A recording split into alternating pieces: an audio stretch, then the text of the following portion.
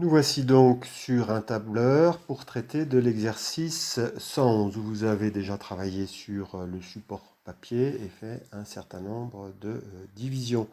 Les divisions, elles correspondent à un nombre d'enfants, donc le dividende divisé par le diviseur 8, pour savoir, c'est le quotient qui nous donne ça, 144 divisé par 8, combien de moniteurs seront nécessaires pour encadrer ce groupe d'enfants. Alors 144 divisé par 8, eh bien le résultat de cette division, on le rentre ici. Donc on l'affecte à cette cellule, on commence par égal.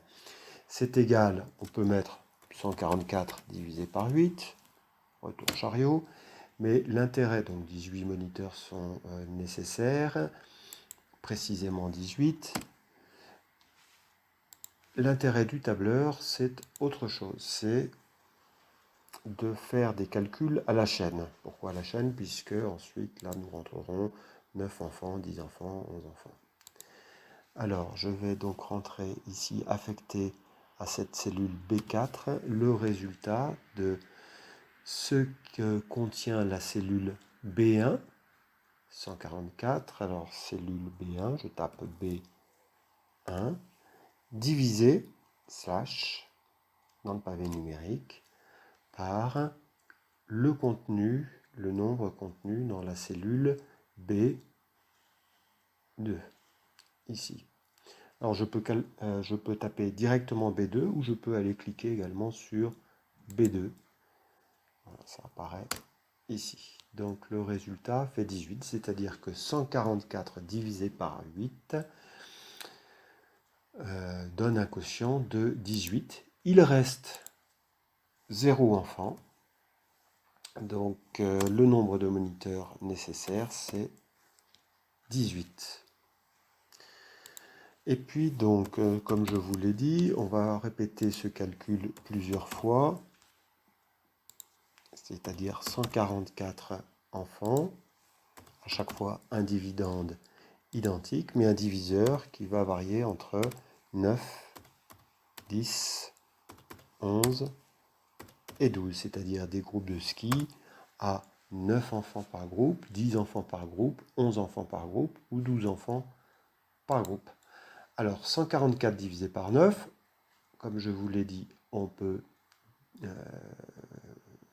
rentrer égal 144 divisé par 9. On peut également rentrer 144, non pas 144, C1 divisé par C2. Donc le résultat c'est 16. Mais on peut également procéder différemment.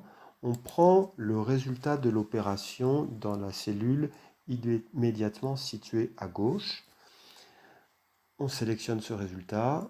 On va ici se situer sur la poignée avec le curseur qui apparaît avec une croix.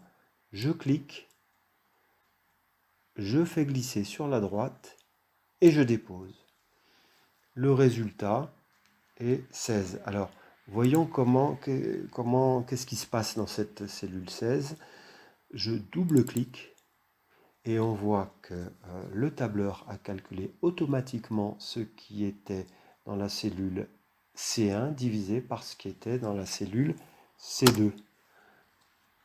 De la même manière, si je double-clique sur la cellule B4, je vois que le tableur avait également fait nombre d'enfants, le dividende divisé par 8, le diviseur.